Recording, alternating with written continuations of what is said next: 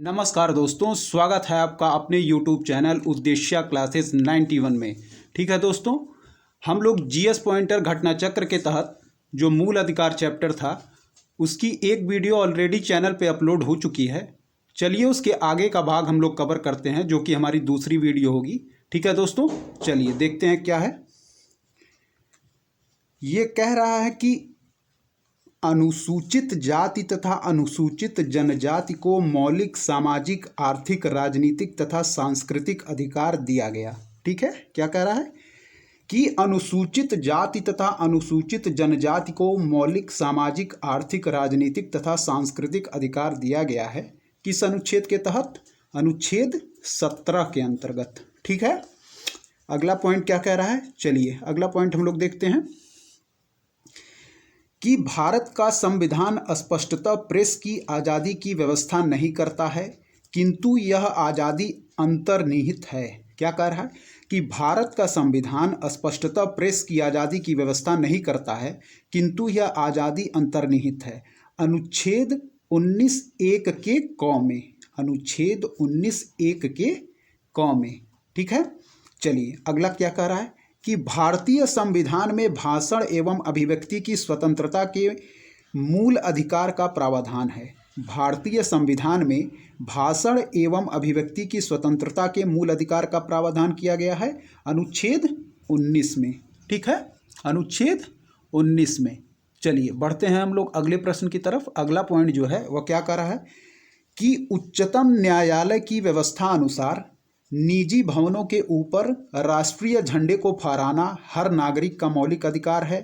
क्या कह रहा है कि उच्चतम न्यायालय की व्यवस्था के अनुसार निजी भवनों के ऊपर राष्ट्रीय झंडे को फहराना, राष्ट्रीय झंडे को फहराना हर राष्ट्रीय झंडे को फहराना हर नागरिक का मौलिक अधिकार है। किस आर्टिकल के तहत यह कहा गया है कि संविधान के अनुच्छेद 19(1)(a) के तहत। ठीक है, चलिए बढ़ते हैं अगले प्रश्न की तरफ। अगला पॉइंट जो है यह कह रहा है कि स्वतंत्रता के अधिकार के भाग के रूप में बिना हथियार के शांतिपूर्ण ढंग से इकट्ठा होने की स्वतंत्रता के अंतर्गत आता है।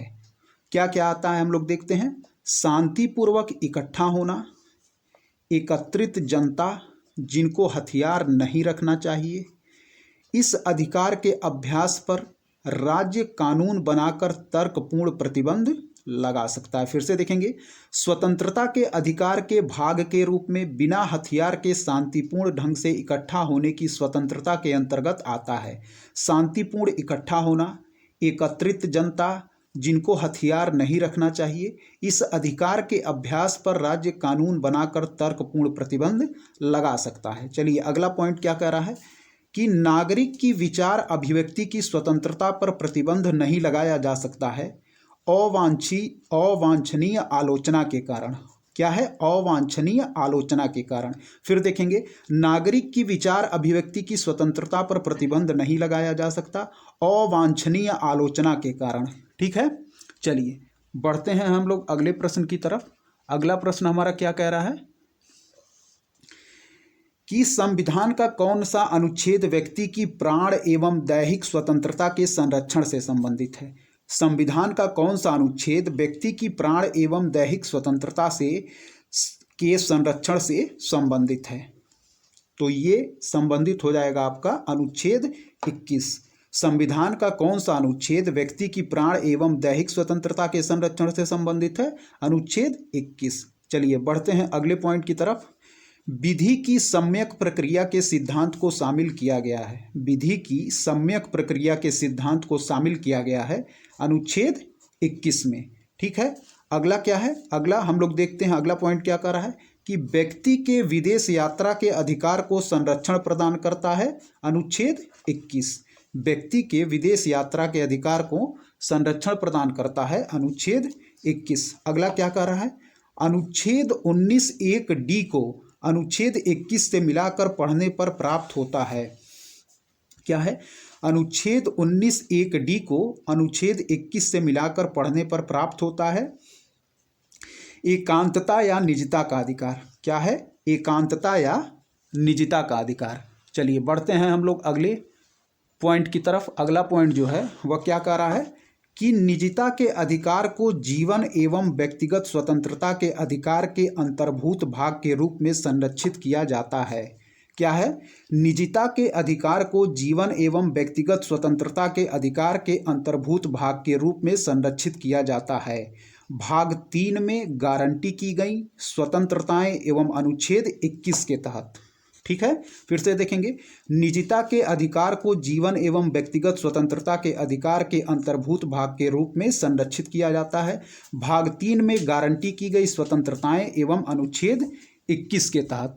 ठीक है, चलिए अगला पॉइंट क्या कर रहा है कि भारत के संविधान के जिस अनुच्छेद के अंतर्गत निजता का अधिकार संरक्षित है वह अनुच्छेद है अनुच्छेद 21। क्या है? भारत के संविधान के जिस अनुच्छेद के अंतर्गत निजता का अधिकार संरक्षित है वह है अनुच्छेद 21।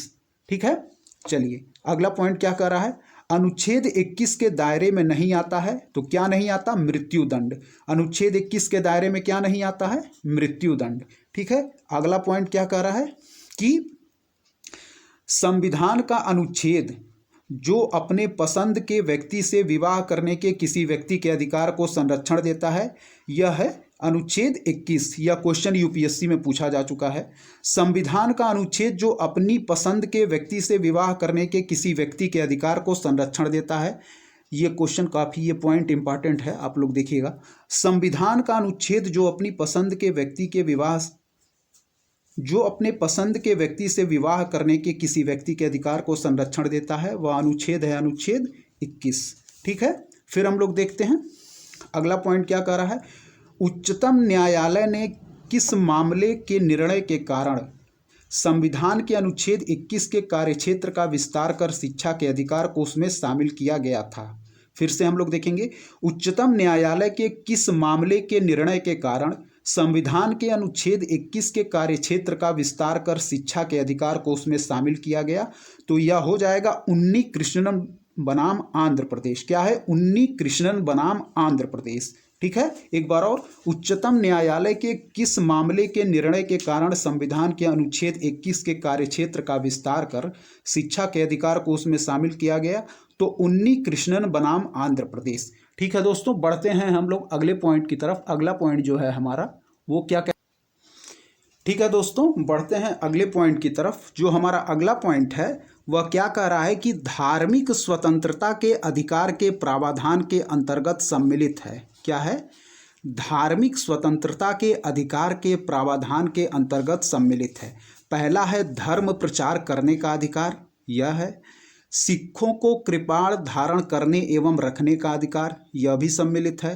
राज्यों को समाज सुधारक विधि निर्माण का अधिकार, यह भी सम्मिलित है। ठीक है, फिर से देखेंगे।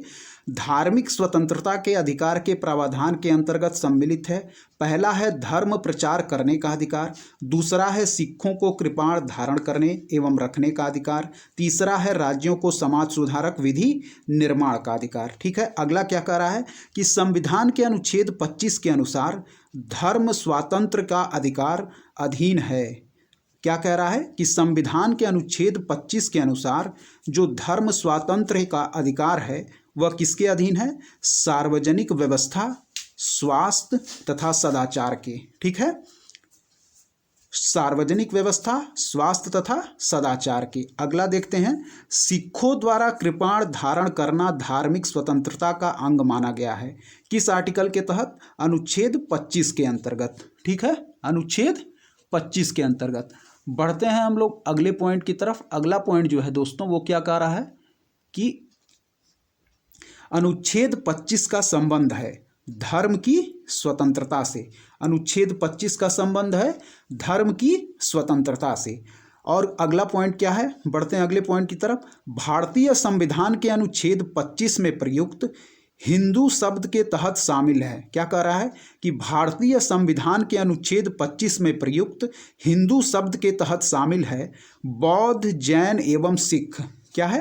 भारतीय संविधान के अनुच्छेद 25 में प्रयुक्त हिंदू शब्द के तहत शामिल है बौद्ध, जैन एवं सिख। ठीक है, अगला पॉइंट क्या कह रहा है? संविधान के अनुच्छेद 26 में, संविधान के अनुच्छेद 26 में धार्मिक कार्यों के प्रबंध की स्वतंत्रता पर प्रतिबंध लगाया गया है। संविधान के अनुच्छेद 26 में धार्मिक कार्यों के प्रबंध की स्वतंत्रता पर प्रतिबंध लगाया गया है, तो लोक व्यवस्था, सदाचार और स्वास्थ्य के अधीन। ठीक है, लोक व्यवस्था, सदाचार और स्वास्थ्य के अधीन। ठीक है, तो अगला पॉइंट क्या कह रहा है कि शोषण के विरुद्ध अधिकार में शामिल अनुच्छेद है। क्या है? शोषण के विरुद्ध अधिकार में शामिल अनुच्छेद है अनुच्छेद 23 एवं अनुच्छेद 24। चलिए दोस्तों, बढ़ते हैं हम लोग अगले पॉइंट की तरफ। अगला पॉइंट क्या कह रहा है कि भारत के संविधान का अनुच्छेद 24 जोखिमपूर्ण कार्यों से संबंधित कारखानों में बालकों के नियोजन को निषेध करता है। ऐसा निषेध है पूर्ण निषेध। क्या है? भारत के संविधान का अनुच्छेद 24 जोखिमपूर्ण कार्यों से संबंधित कारखानों में बालकों के नियोजन को निषेध करता है। ऐसा निषेध है पूर्ण निषेध। क्या है? पूर्ण निषेध। भारत के संविधान का अनुच्छेद 24 जोखिमपूर्ण कार्यों से संबंधित कारखानों में बालकों के नियोजन का निषेध करता है। ऐसा निषेध है पूर्ण निषेध। चलिए अगला सही सुमेलन क्या कह रहा है? अगला पॉइंट है सही सुमेलित कौन कौन सा है, देखते हैं। अनुच्छेद 23 है मानव के दुर्व्यापार। क्या कह रहा है? अनुच्छेद 23 मानव के दुर्व्यापार एवं बलात् श्रम का प्रतिबंध। मानव के दुर्व्यापार एवं बलात् श्रम का प्रतिबंध कहता है। अनुच्छेद 24 क्या कह रहा है? कारखानों आदि में बालकों के नियोजन का प्रतिषेध करता है। कारखानों आदि में बालकों के नियोजन का प्रतिषेध करता है। और अनुच्छेद 26 जो है वह कहता है धार्मिक कार्यों के प्रबंध की स्वतंत्रता। ठीक है, फिर से देखेंगे। अनुच्छेद 23 क्या कह रहा है? मानव के दुर्व्यापार एवं बलात् श्रम का प्रतिबंध। अनुच्छेद 24 है कारखानों आदि में बालकों के नियोजन का प्रतिषेध। अनुच्छेद 26 है धार्मिक कार्यों के प्रबंध की स्वतंत्रता। ठीक है, चलिए बढ़ते हैं हम लोग अगले पॉइंट की तरफ। क्या कह रहा है? ठीक है दोस्तों, बढ़ते हैं हम लोग अगले पॉइंट की तरफ। अगला पॉइंट जो है हमारा वह क्या कह रहा है? चलिए बढ़ते हैं अगले पॉइंट की तरफ कि मानव के दुर्व्यापार तथा बलात् श्रम का प्रतिषेध। मानव के दुर्व्यापार तथा बलात् श्रम का प्रतिषेध यह किया गया है अनुच्छेद 23 के तहत। ठीक है, मानव के दुर्व्यापार तथा बलात् श्रम का प्रतिषेध अनुच्छेद 23 के तहत। अल्पसंख्यक वर्गों के हितों का संरक्षण किया गया है अनुच्छेद 29 के तहत। संवैधानिक उपचारों का अधिकार है अनुच्छेद 32 के तहत। ठीक है, फिर से एक बार रिपीट करेंगे। मानव के दुर्व्यापार तथा बलात् श्रम का प्रतिषेध अनुच्छेद 23 के तहत। अल्पसंख्यक वर्गों के हितों का संरक्षण अनुच्छेद 29 के तहत। संवैधानिक उपचारों का अधिकार अनुच्छेद 32 के तहत। ठीक है दोस्तों, चलिए बढ़ते हैं अगले पॉइंट की तरफ। क्या कह रहा है? अगला पॉइंट जो है हमारा यह कह रहा है कि अल्पसंख्यकों को अपनी मनपसंद शिक्षण संस्थाओं को स्थापित एवं संचालित करने के अधिकार को संरक्षण प्रदान करता है अनुच्छेद 30। यह प्रश्न कई बार पूछा जा चुका है दोस्तों। पिछली बार की परीक्षाओं में कई बार यह प्रश्न पूछा जा चुका है, इसको आप लोग ध्यान रखिएगा। क्या कह रहा है कि अल्पसंख्यकों को अपनी मनपसंद शिक्षण संस्थाओं को स्थापित एवं संचालित करने के अधिकार को संरक्षण प्रदान करता है, तो यह है अनुच्छेद 30। अगला क्वेश्चन हम लोग देखेंगे जो कि कथन और कारण से संबंधित है। कथन क्या कह रहा है कि भारतीय संविधान का अनुच्छेद 30 अल्पसंख्यक वर्ग शब्द को परिभाषित नहीं करता है।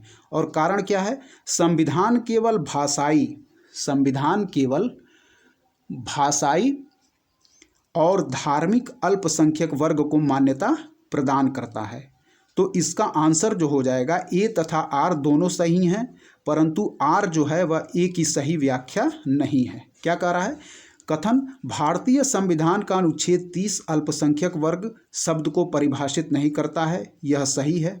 और कारण क्या कह रहा है? संविधान केवल भाषाई और धार्मिक अल्पसंख्यक वर्ग को मान्यता प्रदान करता है, ये भी सही है।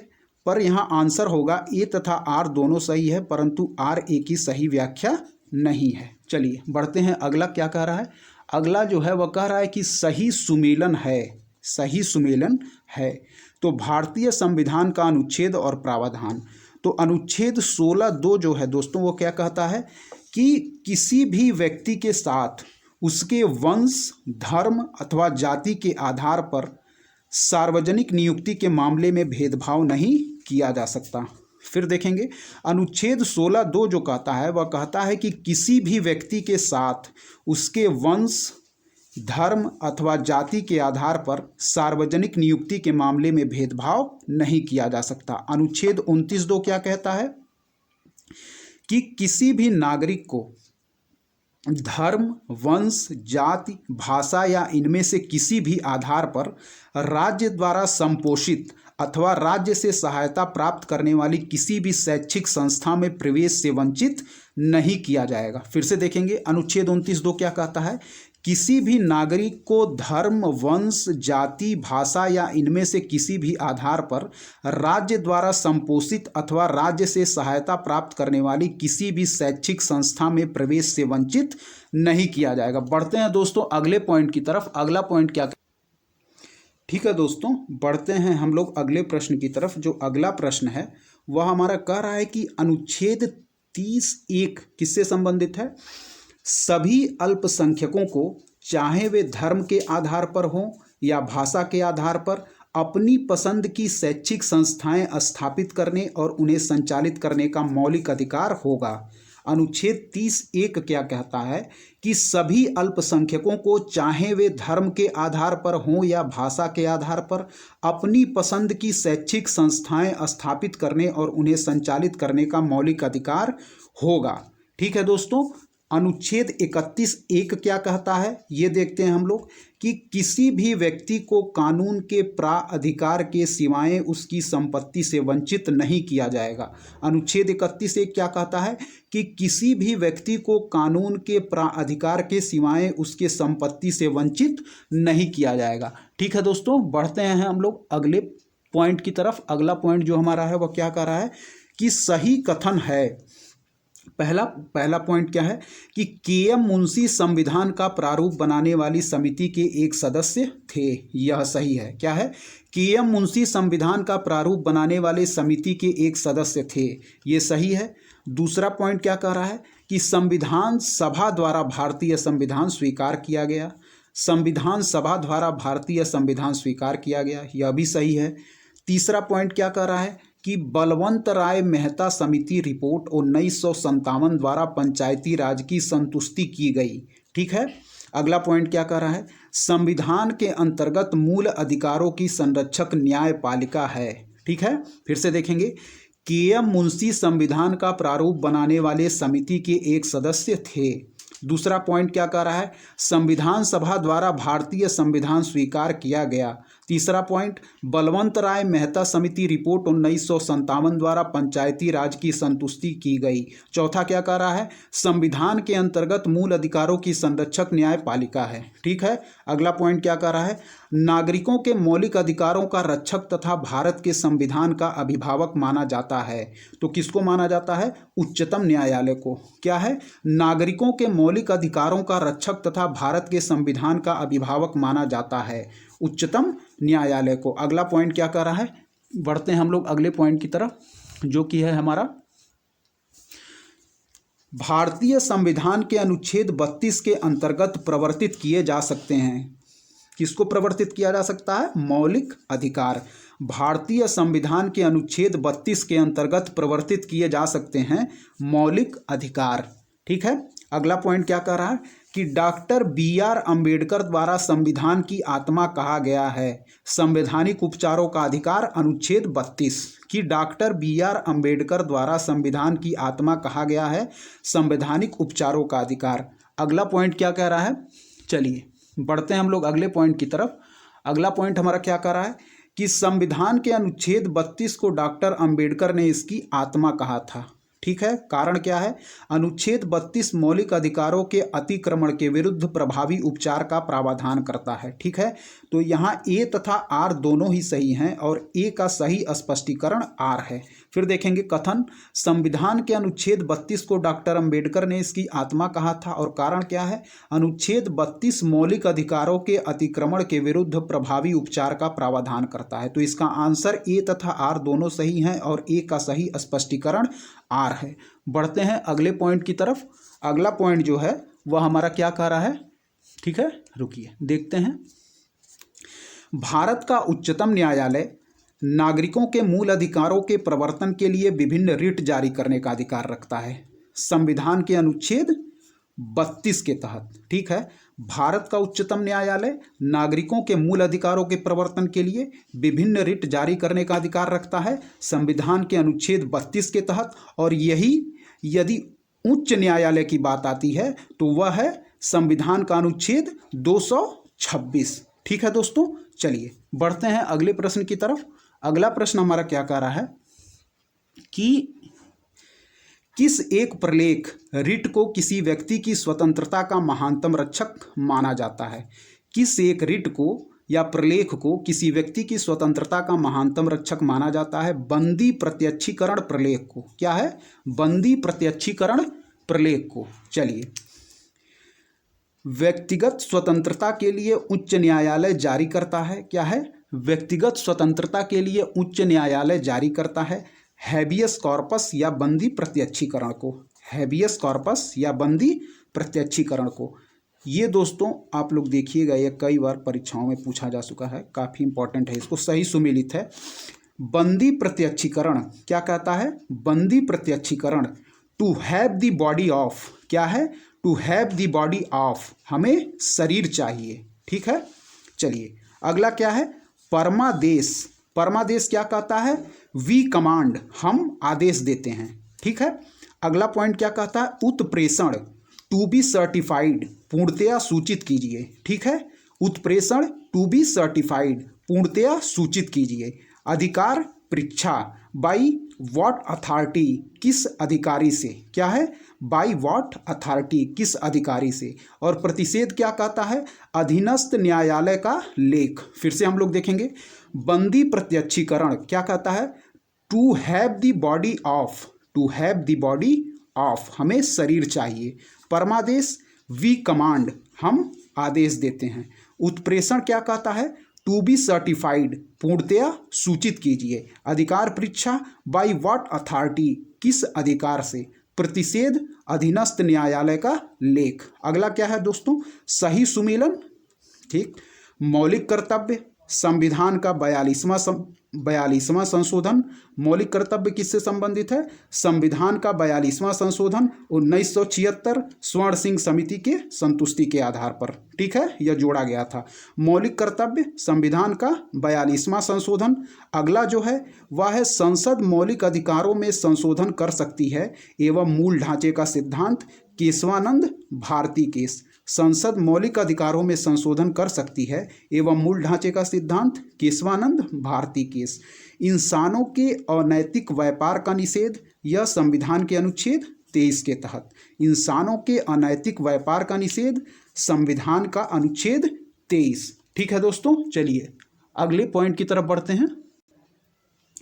ठीक है दोस्तों, बढ़ते हैं। अगला पॉइंट क्या कह रहा है कि अस्पृश्यता का अंत किया गया है अनुच्छेद 17 के तहत। गिरफ्तारी एवं निरोध के विरुद्ध संरक्षण, गिरफ्तारी एवं निरोध के विरुद्ध संरक्षण अनुच्छेद 22 के तहत। धर्म की स्वतंत्रता अनुच्छेद 25 के तहत। अल्पसंख्यकों के हितों का संरक्षण अनुच्छेद 29 के तहत। फिर रिपीट करेंगे, अस्पृश्यता का अंत अनुच्छेद 17 के तहत। गिरफ्तारी एवं निरोध के विरुद्ध संरक्षण अनुच्छेद 22 के तहत। धर्म की स्वतंत्रता अनुच्छेद 25 के तहत। अल्पसंख्यकों के हितों का संरक्षण अनुच्छेद 29 के तहत। ठीक है, सही सुमेलन देखते हैं दोस्तों। क्या है? उपाधियों का निषेध अनुच्छेद 18 कहता है। धार्मिक मामलों के प्रबंध की स्वतंत्रता अनुच्छेद 26। धार्मिक मामलों के प्रबंध की स्वतंत्रता अनुच्छेद 26। अल्पसंख्यकों की भाषा का संरक्षण अनुच्छेद 29। अल्पसंख्यकों की भाषा का संरक्षण अनुच्छेद 29। शिक्षा का अधिकार अनुच्छेद 21A। फिर से रिपीट करेंगे, उपाधियों का निषेध अनुच्छेद 18। ठीक है, धार्मिक मामलों के प्रबंध की स्वतंत्रता अनुच्छेद 26। अल्पसंख्यकों की भाषा का संरक्षण अनुच्छेद 29। शिक्षा का अधिकार अनुच्छेद 21A। अगला क्या है? संसद को मौलिक अधिकारों में संशोधन का अधिकार दिया, केशवानंद भारतीयवाद ने। संसद को मौलिक अधिकारों में संशोधन का अधिकार दिया, केशवानंद भारतीयवाद ने। ठीक है दोस्तों, तो बाकी बचे हुए पॉइंट्स को हम लोग अगले वीडियो में कवर करेंगे। दोस्तों, यदि आपको हमारा वीडियो पसंद आ रहा है तो हमारे चैनल को ज़रूर सब्सक्राइब करें, लाइक करें, अपने दोस्तों के बीच शेयर करें। धन्यवाद दोस्तों।